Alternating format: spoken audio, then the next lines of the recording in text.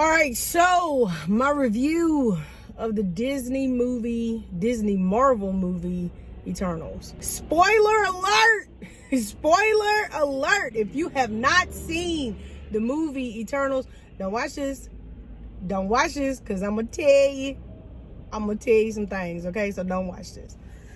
All right, man, let's get into it. So, recently jumped on the Disney Plus bandwagon, and man, if y'all don't have it, it's actually a pretty decent app. It has a whole tab for Marvel movies. I'm a Marvel fan. I'm not like a super fan. Like, I don't know everybody's background, and I didn't read the comics, you know what I'm saying? But I do enjoy the Marvel movies. So I was pretty amped for this Eternals movie. Like, I was.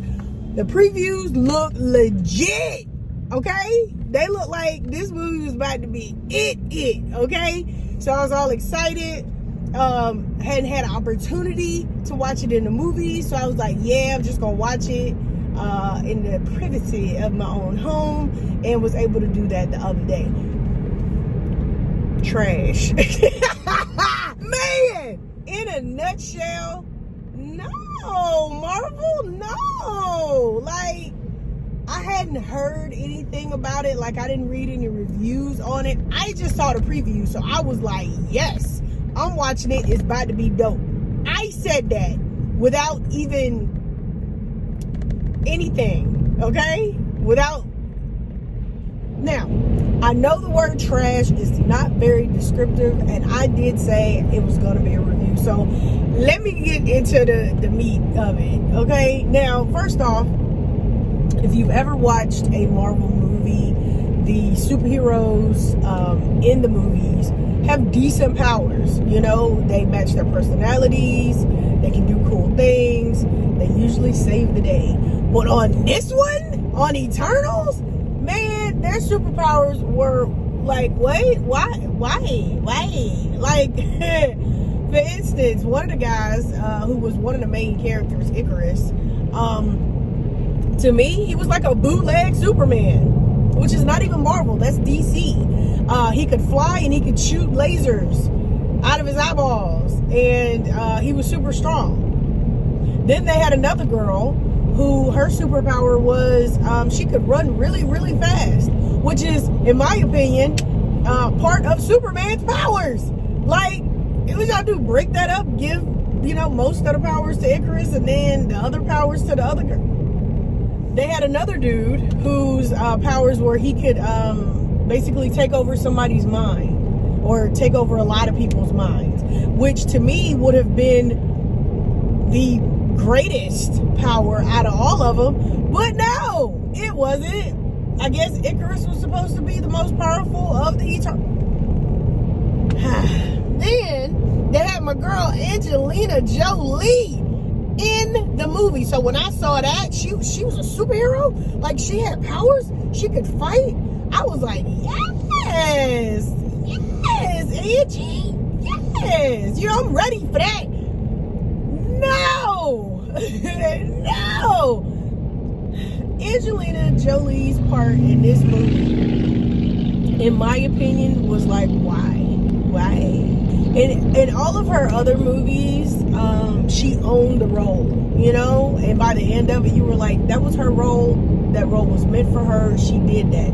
In this one, anybody could have played that role. Her name was Thena, right? Blonde-haired fighter. I guess her superpower was she could create these like hatchet type, sword type magical weapons that glowed, and she could fight really well. If she wasn't being possessed by past memories that caused her to turn on her teammates, which was half of the freaking movie. She couldn't really fight the good fight because she was trying to fight her teammates. But the premise of the movie was basically they, you know, needed to save all mankind. They needed to save Earth.